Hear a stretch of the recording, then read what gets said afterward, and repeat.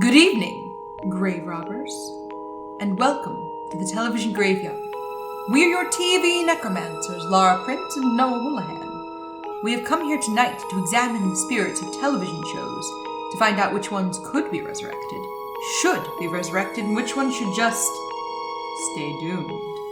This is a podcast in which we analyze the history, the hype, and the aftermath of shows that ran only one season, or, increasingly, one episode. With me, as always, is TV's Noah Houlihan. Oh my god, I'd call my dad if I had one. We are watching Nobody's Watching. Nobody's watching. So nobody's watching except for Laura and Noah. Yeah, what a weird show this is. Laura was really excited when she learned about this show. And then was disappointed we couldn't find it. And then we found it. And we found it and she was overjoyed. Yeah, so this was there's kind of a weird story to this show. It was Taran Killam, who is best known as an SNL alum, and Paul Campbell, who isn't super well... He's best known as Billy in Battlestar Galactica. Yeah, I'm not a big Battlestar guy, so I wouldn't know that. Yeah, and he wasn't like a huge role in Battlestar. But he's, again, one of those actors like so many. Yeah. He's that guy. Yeah, he works. Mm. Like, if you go on his IMDb page, he's got credits. Yeah. So, it was developed for the WB, which kind of makes sense, because it does have a, like, mid-2000s WB vibe. It feels like one of those shows. Like, if you don't remember the WB, there was very much a feeling of throwing stuff at the wall. Mm-hmm. Of just, like... I just always remember these commercials of the frog from the WB being like, here's this weird reality show, this weird sitcom, and Seventh Heaven. Yeah, they had their stalwarts. They had their successful shows, which tended to be teen dramas. Yeah, that's where Buffy was from. Buffy, your Dawson's Creek, your One Tree Hill. Mm-hmm. One Tree Hill might have been CW. Because eventually WB merged with UPN. To become the CW. And they became the CW. Yes. But the CW definitely has more of the WB's DNA than UPN's DNA. Yeah. There's more. They had figured it out a little bit more by the CW. Yeah, like Riverdale is a WB show. Yeah, exactly. And UPN was better known for... appealing to a more diverse audience. Yes. And usually, because the WB was just largely very white. Yes. UPN stood for Urban something network? I think the U in UPN stood for Urban. United Paramount Network. Okay, so I'm lying. Yeah. So, but they tended to have shows that actually appealed to black audiences. Yeah, that's where, like, the PJs aired and Martin. Martin might have been Martin, Fox. I believe, was Fox. Yeah. Reruns of Martin. Moesha, yes. Star Trek Voyager, for some reason. I remember being upset with the WB because I really liked a book series called Roswell High. Okay. And when it became Roswell, they altered the race of the leading lady. Her name was Liz Ortecho in the books, and they kind of made her like some kind of like Liz... Lemon? No. They gave her like a much whiter name. Liz Parker. Yeah, that's a white name. White. Interestingly, Roswell has been rebooted on the CW. Oh, really? Yeah, it's now called Roswell, New Mexico. And they actually brought in more of the Hispanic storylines. Interesting. Liz has been changed. She is still Mexican, but now she's the daughter of undocumented immigrants. Oh, all right. So her parents' immigration status is a plot point, because the racism was a plot point in Roswell, in the Roswell High books. Yeah, and like... tying in the themes of aliens, like I could see how that would work nicely together. Yes, and I really enjoyed the books. So it's very interesting to see how 20 years later They've revived this TV series. Done it correctly. Made it relevant. So the CW kind of is starting to pull in a more diverse show base. That being said, Roswell, New Mexico came out very, very quietly. Yeah, this is the first I've heard of it. It's airing currently. Season 2 is currently airing, so we're never going to have to watch it for this. Yeah, for two people who do a podcast about television, we don't watch a lot of television that is not for this show. Okay. I am dying because I just looked up the Wikipedia page for Roswell, New Mexico. Yeah. And every episode is a 90s song. Ooh. I Don't Want to Miss a Thing, Champagne Supernova, Stay, I Missed You. Well, we'll have to get into this then. So this was a pilot for the WB. Yeah, it was supposed to air in fall 2005. Yes. Test audiences hated it. They found it confusing. Oh, this bad boy's confusing. So strap in, kids, because here we go. So it didn't get picked up. However, this is one of the first shows that YouTube had an effect on. Really? YouTube, the pilot was, quote, leaked onto YouTube, which means, like, probably somebody in production threw it on YouTube. Mm-hmm. And it got a lot of attention. Yeah. And it got a lot of positive attention. And on Last Call with Carson Daly, the two leads, Taran Killam and Paul Campbell, called the NBC president. Oh. Who was like, yeah, sure, we can do that. And they then produced a bunch of webisodes. And then it just didn't happen. Interesting. So let's So we didn't watch the webisodes. We only watched the pilot. Right. But let's break down what happened here. And because it's a bit confusing, and they try their best to explain it as fast as possible. Yes.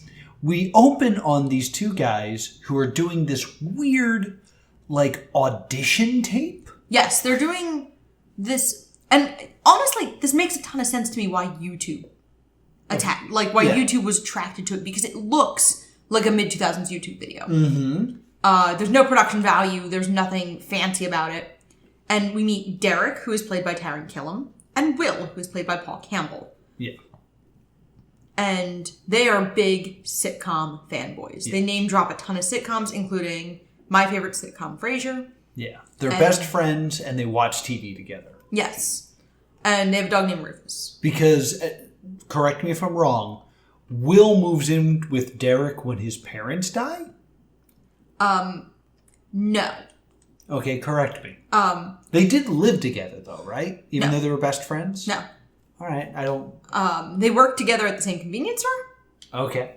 And Will was pretty much always at Derrick's house because Will's mother was a single mom who had to work a lot to support them. Oh, okay, this is where I thought he lived there. So, no, it was more of like a Kimmy Gibbler, like... Right. The kid with the missing parents that seems to be in every sitcom. Right. Who kind of just gloms onto your leading family. So this is kind of this idea of like, they grow up. Yes. There's a really good meta line in here that I want to get into as we go. Right. Of Will is the Kimmy Gibbler grown up. And Derrick, we're going to get more into Derrick as we go, but Derrick is in his early 20s and has not left his hometown. Much like the oldest child in a sitcom tends to get held back. Right. And kept in their hometown so we don't lose their character. Mm-hmm. Think of like Haley Dunphy. Yeah. Full House kind of cut it off by just ending before DJ graduated high school. But like they would have had to figure out what to do. Does DJ leave the show? Did they end before? Like, I remember her taking the SATs. Yeah, that is in the last season. That's the last season? Full House ends very abruptly. Full House ends on a two-parter where Michelle gets amnesia. Amnesia! It's the worst. That is one of the worst endings to a sitcom. Because it's not an ending. It reminds me of like a Nickelodeon cartoon, how they were not allowed to have real endings. Mm-hmm. Because the shows just ran forever. Yeah, my assumption was they ended it that way because they wanted to have both of the Olsen twins do a scene together. I think that's part of it. Because there's a part where she's like, I've lost my memory. Who are you? And she's like, I'm you and your memories. And then they hug and become a person. Yeah, and it's not the first time they had appeared together, because they also appear together in one of the episodes where Jesse's relatives show up. And she is an identical Greek cousin, who is the other Olsen twin in a brunette wig. Oh, yeah, I vaguely remember that as well. So, anyway, getting back to this show, they submit this video explaining how because they've watched so much television, that they now know how television, and specifically sitcoms, work. So they're sending in this video saying, this is a message for all of you TV networks. Lately, your sitcoms suck. They suck! I mean, come on! According to Jim, awful. Good Morning Miami? Good night, funny. And yes, dear, excuse me. Rufus, I'm very upset with you. You yes-deared all over the carpet. That's us. I'm Derrick. I'm Will. We're two best friends from Union, Ohio, who share one common love. Great sitcoms. But lately, something's been bothering us. What happened to all the good shows? Where's the new Seinfeld? Cheers! Mary Tyler Moore, All in the Family. MASH, Frasier, Roseanne. Growing Pains! What happened to Growing Pains? Derrick gets so mad when I mention how much I love Growing Pains. Just look at him. Give me the telestrator. Anyway, when it comes to sitcoms, Will and I are experts. We've been watching TV together since we were both 6. See, Will had to come over to my house every day after school because his mom worked at the Cracker Barrel, and, no dad. We sent that tape to every television network, and the next thing we know, the WB shows up where we work. Do you two think you can make a better sitcom than us? Absolutely. it's important to note that they don't have an idea for a sitcom. No. They just claim that they are going to make a good one. This reminds me heavily of Awesome Town. Yeah? But the opposite side of the coin. Mm-hmm. Where Awesome Town had tons of ideas and had plans and had big dreams. And this doesn't. This is just about the two guys. Awesome Town, Yorma, Akiva, and Andy aren't really characters so much. Yeah. It's a sketch show starring the three of them, but we don't learn anything about them. Mm-hmm.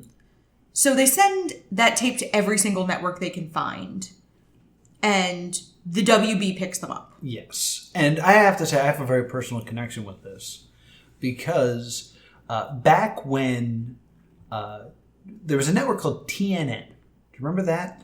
Yeah, it was like a country channel. Yeah, the Nashville network. Not my thing. And then it became the new TNN, the National Network, I believe. Mm-hmm. And their slogan was, "We've got pop." And there was a 1-800 number you could call and like leave messages and like, I don't know, give them ideas and stuff. I used to call it every day and do a character. Really? Yeah.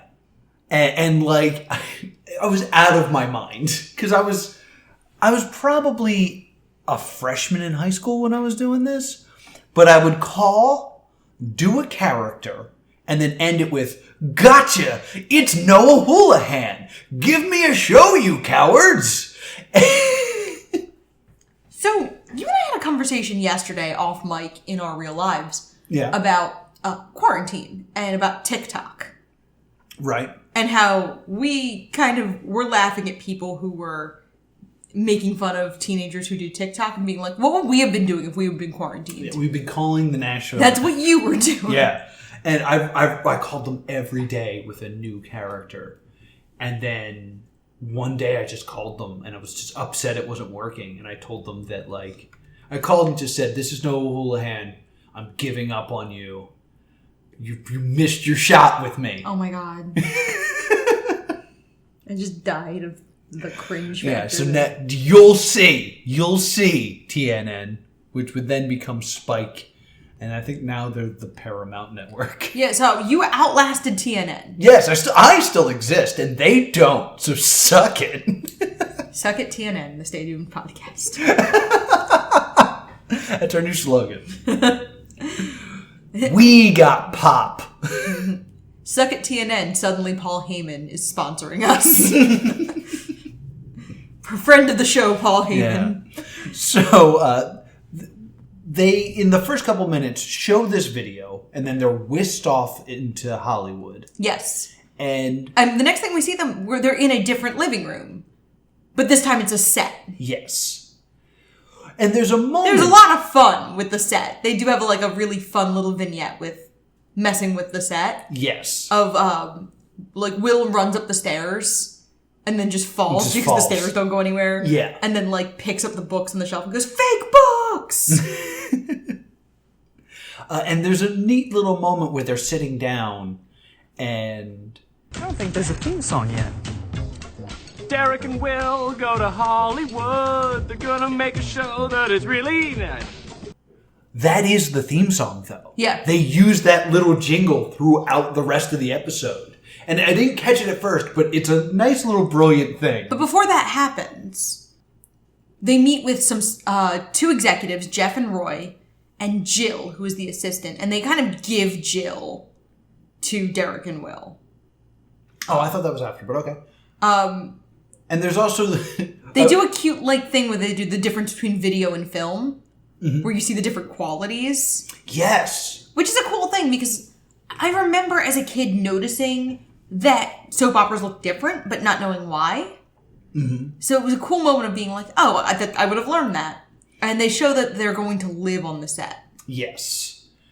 There's also a great joke where they have... It's another one of those that guy actors, but it's that bald guy who can't not stare directly into the camera lens. Yeah. So every time you see him, he's just looking directly at your soul. Yeah, he's playing an executive named Roy. He is a standby for this particular showrunner, which it's time to tell you. It's Bill Lawrence. Really? Bill Lawrence of Cougar Town, Scrubs, and Clone High. Huh.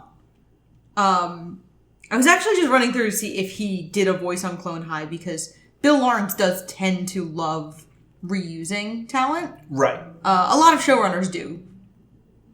And he was Dr. Zeltzer on Scrubs. Dr. Zeltzer. He was a recurring character, but not a major character. Okay. So, he's the one who's, staring into everyone's soul.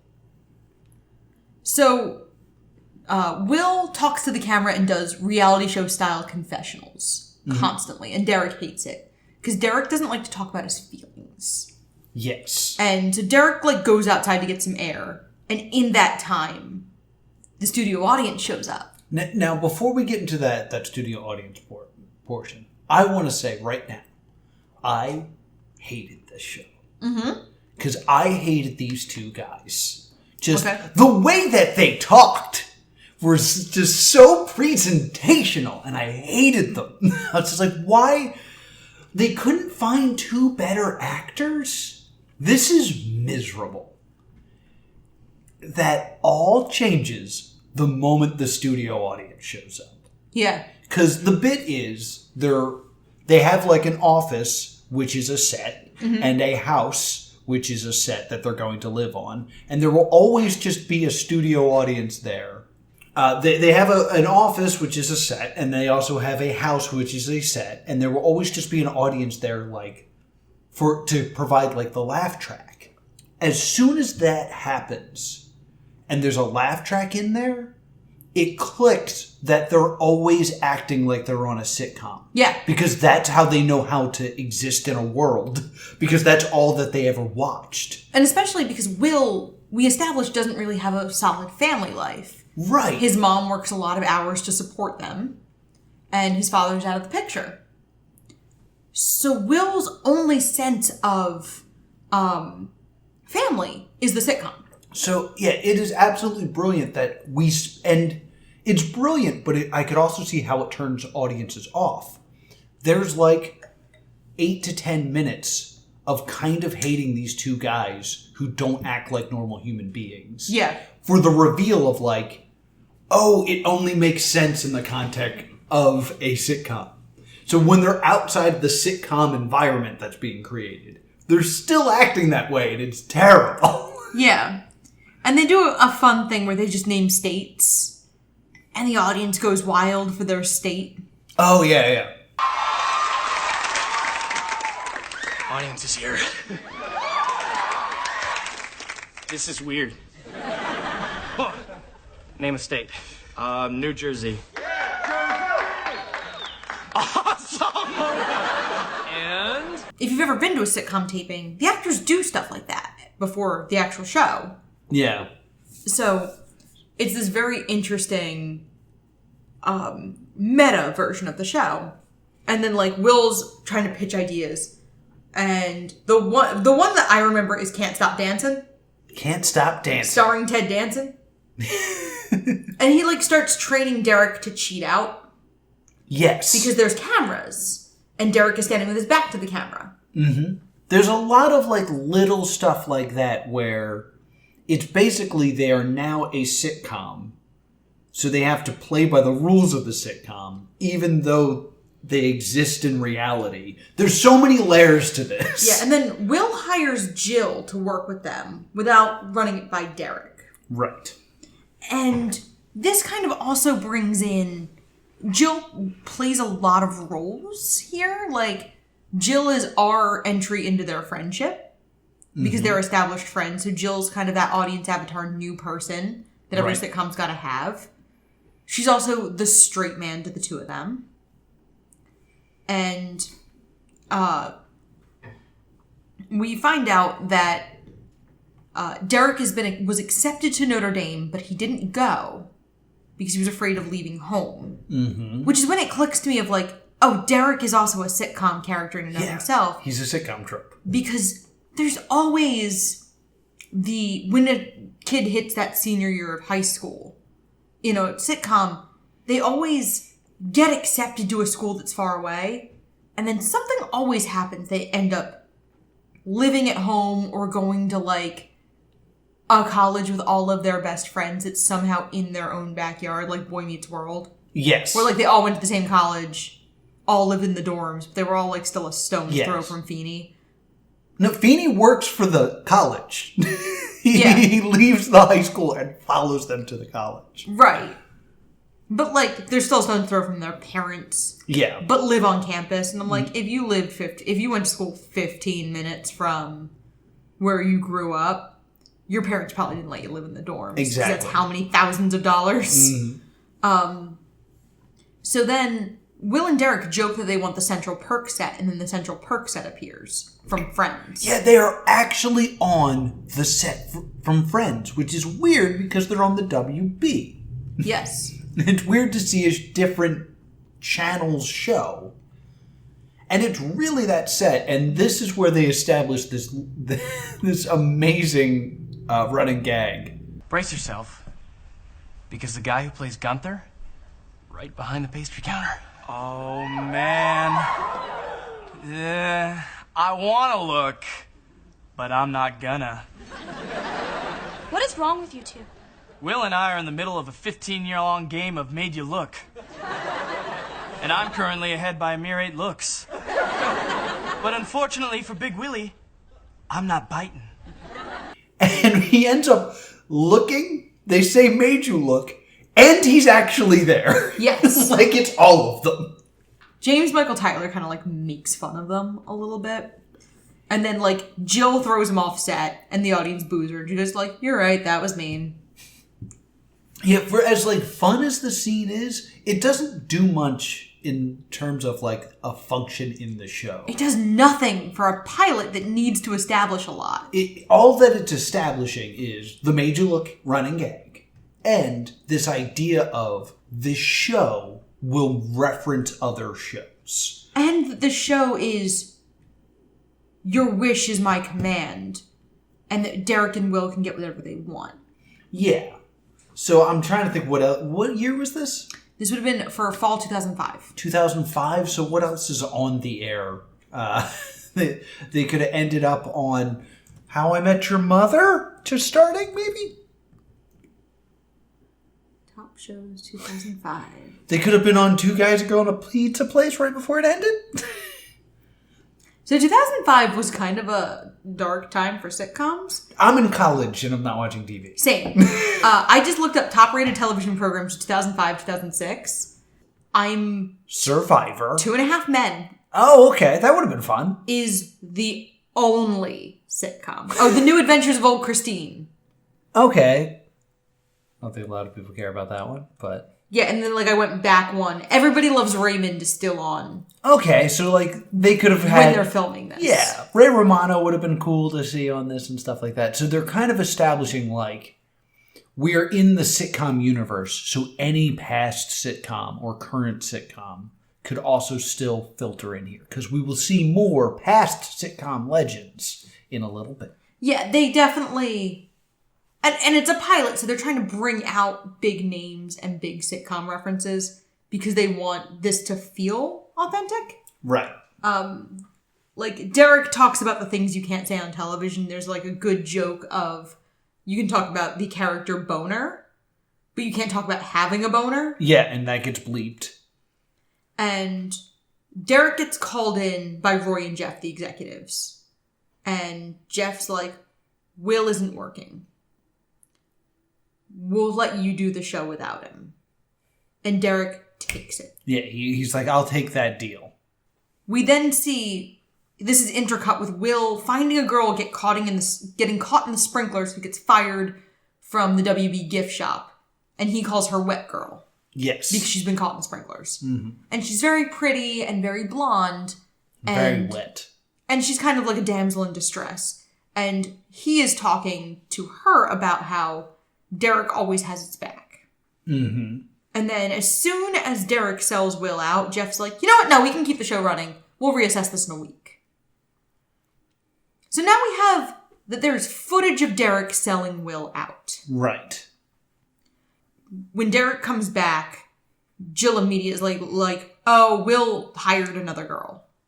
Wet Girl comes back from wardrobe and she's in, it's the mid-2000s. She is in what passes for a sexy outfit in the mid-2000s. Right. She looks like an extra on Rock of Love bus. Yeah. That kind of hot girl fashion. Yeah, that's not clothes that you would wear out. Yeah, nobody actually dressed like that during the day, but they said, the costumer said this was all that came in my size. Right. Which, she's a size 2 in LA. Yeah, it's clearly a lie because they want her to look sexy because she's about to be on television. Yeah, and then, Derrick immediately warms up to her. And she introduces herself and her name is Mindy. Yes. So Derrick kind of gives this speech about how, they have teamwork and they need to work together. And the executives say, we gotta watch this tape. It's probably a training video. And it's the tape of Derrick saying he'd do the project without Will. Mm-hmm. In a Chekhov's gun that fired less than almost 5 minutes. immediately, Yeah. yes. And the crowd goes, ooh. And we've established in the show that the bathroom, the guys think there are no cameras in the bathroom, but really they're just night vision. Yes. There's a great moment of Derrick going, we're in the bathroom. There's no camera here, here, here, or here. And every time he says here, he points directly down the lens of a camera. Yes. So Will announces he never wants to go to the bathroom with Derrick again.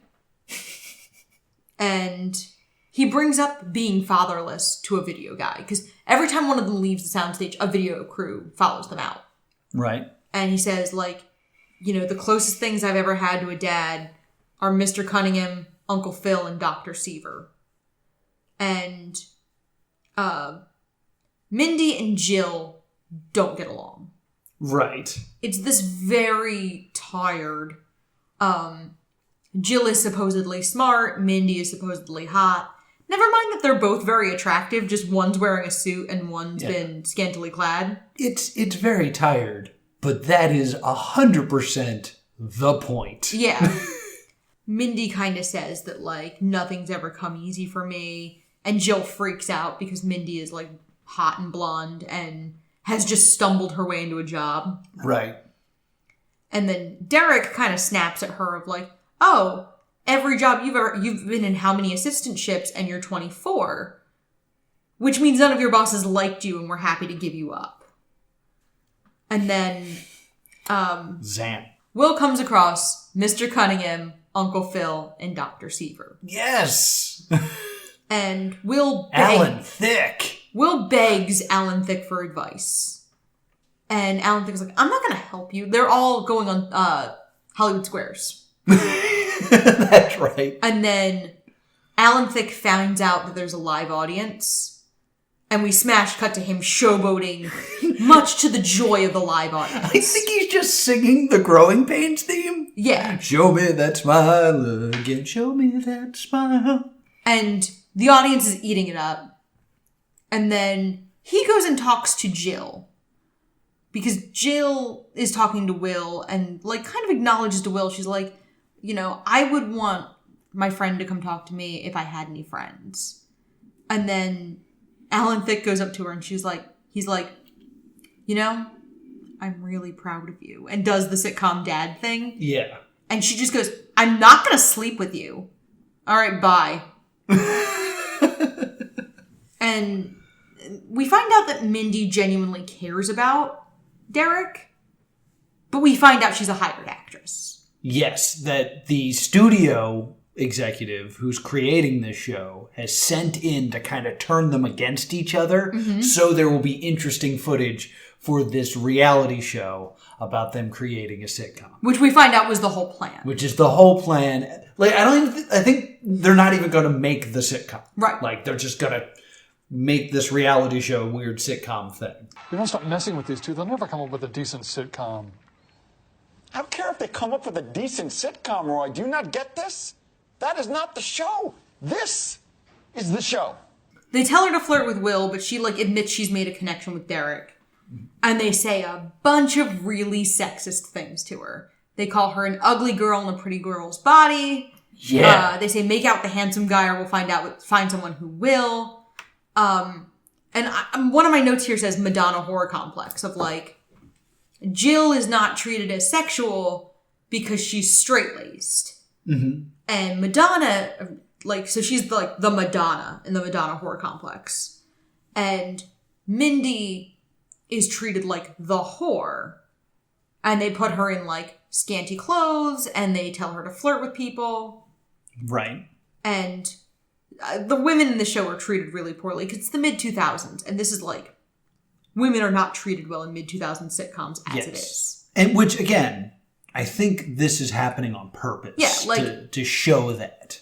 Like, they're both hot, but you have hot, competent girl. And then you have hot, vulnerable girl. Yeah, I almost wish they had made it even more, like, on the nose. Like, I kind of wish, like, in the executive office, you had just seen, like, a board that was, like, the like, roles, where it's, like, hot, competent girl, you know. Leaning into the tropes a little harder. Yeah, leaning into the tropes. Because I think the one thing that's missing from this whole thing is motivation for the executive. Yeah. Because the executive's just like, yeah, instead of letting them do their dream, which they might actually be good at, for all we know, we're kind of going to torture them by turning their lives into a reality show that is a sitcom. Mm-hmm. It really needed the line, I'm going to show these idiots who really knows television. Yeah. Like, that line would have been like, oh, now it all makes sense. Because, like, you and I do a podcast where we talk about television every week. Mm-hmm. So we immediately see this show and we pick up on the tropes of what's happening. And we kind of, like, come to these conclusions that we think they want us to come to. Right. The average audience might not. Because we're looking at it as people who are into this meta. So they're on stage in front of the studio audience, and Will announces he loves Derrick. And Derrick freaks out. And Will walks off set, but turns to the audience first and goes, also, audience, I love you. Because Will is the more emotionally open one. Right. And Derrick stops Will from leaving and apologizes to him. And kind of like talks badly about himself. He's like, I'm a scared, single, 25-year-old loser. I don't have the guts to do anything in my life. And I sold out my best friend. So we get this like very realistic low point from Derrick of like, he kind of has this realization that he has never been anything. Right. And the only thing he was a good friend to Will. And he's not even that now. And then Will uses music to goad Derrick into saying he loves him. Right. And then Will hugs him, and everyone goes, "Aww," in the audience, and so do both girls. And then Will looks up past Derrick's shoulder off stage and goes, "Dad, I got my first aww." And both girls turn around and he goes, "Made you look, I don't have a dad." Mindy announces she's going to get a ride home with Jill. She's like, Jill's giving me a ride home to make up for being such a bitch. Mm-hmm. So, like, they're making peace. And there's not supposed to be anyone on set after hours. But Will plays to the audience and was like, you guys want to see us stay, right? If an audience likes a show, it'll stay on forever. And then he goes, it's not about us, it's about you, to the audience. And all four of them play to the audience. Right. And then Will, like, body surfs on the audience. And we then see the discussion of what the next episode's going to be. Yes, which doesn't happen. Yeah, but it's like clips of Mindy and Derrick hooking up in the bathroom because Mindy's supposed to be flirting with Will. Mm-hmm. And then they have to hire an office manager. And because there's no diversity on the show, they call in the candidates for office manager, and it's just all black men. Right. Because they have 2 white guys, 2 white women, so they need a person of color. Right. And that's how the show ends. Well, they also discuss what they should call the show. Yes. And they're like, let's call it Nobody's Watching. And they're like, no, because then the critics are just going to say, nobody's watching, nobody's watching. In a moment of unbelievable self-awareness of where this show was going. And in fact, when it didn't get picked up, the Pittsburgh Post-Gazette had an article, nobody will be watching, nobody's watching. So, I mean, that's the truth. Yeah. So it's very interesting. It's a lot of fourth wall breaks, a lot of meta humor. Yeah. And like they use, this is something I mention a lot in our little reviews, is using the medium properly. Like, I'll say that there are cartoons that don't know how to use sight gags yet because they don't know how to use the medium properly. This is a new medium. Yeah. This whole like reality show sitcom, they know they're in a sitcom thing. And they use that medium correctly because there's one part where Derrick, the office they're in, has like one of those fake skylines. So they cut back to the office and Derrick has just climbed one of the skyscrapers because it's a model. Yeah. And is pretending to be King Kong swiping at airplanes. Yes. It's like, that is a great bit. It is. Only could exist in this show. Yes. Like, this is the only show on the planet where you can do that joke. That's amazing.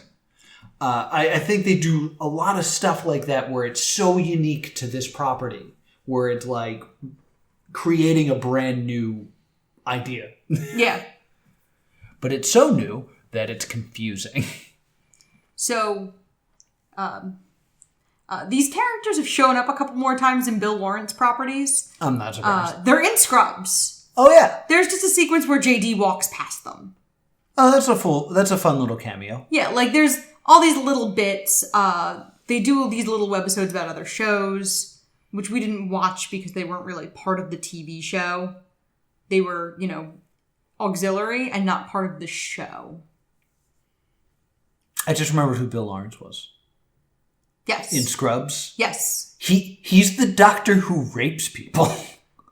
Bill Lawrence or Dr. Zeltzer? Dr. Zeltzer. Yeah, oh yes. He's the doctor who like drugs Dr. Cox and Jordan. Whoa, slow down there, big guy. Oh, hey, Zeltzer. Not like I'm driving. Yeah, I know, but there was a roofie in it. I'm not sure if I'm okay with that. 3, 2, 1. Party time. Yeah. It just, like, that image just popped into my brain. So, yeah. Sorry, everyone. Cool. Back to the show. So yeah, this was an interesting experiment that had a weird second life because of YouTube, but never quite got off the ground. Right. And then, like, Taran Killam went on to SNL. So they've both gone on to successful careers. Yes. Because Will also is a steady working actor. Mm-hmm. Despite never being, like, name recognition. He's still working. He's a working actor. So, what's your verdict? I have a very strange verdict for this one. All right. So do I. So I want to see what you think. All right. Mine is a stay tuned, because I think if they had given this more time, they could have really established what this show was going to be. I think one of the weak points of this show is I like the whole we got him on camera saying something you don't want other people to see stick. I think it would have worked better had they done a more tried and true sitcom story. Yeah. Like they lost their dog. Or it sucks because most of the tried and true stories are holiday episodes. So, like, I would have loved for them to have gotten to the point where they did the Halloween episode where they went trick-or-treating with the kid and came back with the wrong kid in costume. Or they did the Gift of the Magi Christmas. I mean, there's also ones of, like, they moved into Hollywood and Will has something that's super important to him and Derrick accidentally loses it or breaks it. Yes! That's exactly what they needed to do. Easy. The like, super, like, every sitcom does this episode. Yeah. And, like, there would have to be an episode where one of them gets addicted to drugs. Yes. And we'd have a very special episode. Like, getting to see all of that, this show would have been a cult classic that still would have been canceled after one season. As great as this show is, this has, like, cult classic underappreciated treasure written all over it. The idea of this show running 6 seasons does not compute in my brain. It should. I think it's very funny, and I think it's a brilliant idea.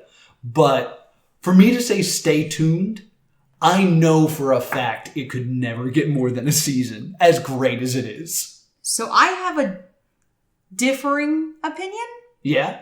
For me, it's a stay tuned, but it should have been on cable. It should have run on, like, MTV or, it should have run on it shouldn't have run on network. It didn't need network money. Because it doesn't look terribly expensive to produce. And they could have cut 1 or 2 cameos and saved the budget. Yeah, but I think that's what they wanted, though. Like, they needed network connection. Because they wanted every episode to be like, oh no, we've stumbled into Seinfeld. Like, they wanted to be able to do that. But I think the show could have run better without it. And could have run longer without it. Because it's a weird... Like, it would have run well on Comedy Central. Right.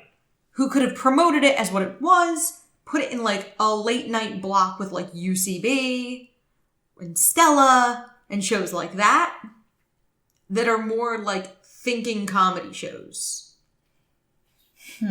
So I think it would have run better on cable. I see your point where, like, they would be able to get away with more and, like, it would reach an audience that gets it a little bit more. But this is just me making an assumption. I think you would lose what some of the main idea of the show was by not being able to just take these insanely super fan sitcom people and be able to plop them into the sitcom. Like, plop them into Friends. But the show couldn't run on a network. Yeah, the show didn't run on a network. It could have run on cable. Right. I'm more bringing up, like, you're not quite there, but you're edging close to the game over rule. Yeah, because my thought is that, like, oh, we're from Comedy Central. You're talking about doing sitcoms. Who knows that better than Comedy Central? So we're going to give you a sitcom on Comedy Central. Yeah, I could hear this. Yeah. And it's exactly what Comedy Central was doing at the time. These, like, weird meta-humor kind of shows. I think this could have had a really healthy run. Yeah, or maybe even, like, a TBS. Yeah. The channel that is constantly re-airing all these sitcoms. Yeah. That might have been a nice spot for it. Yeah, something like they could have run that instead of, like, King of the Nerds or whatever. Whatever that crap was. All right, so that's still to stay tuned for this one. Yep. Yeah, this is an interesting ride. It's very funny, but you have to be in on it. You have to be in on it. It's not one of those shows you can put on while, like, you're looking at your phone.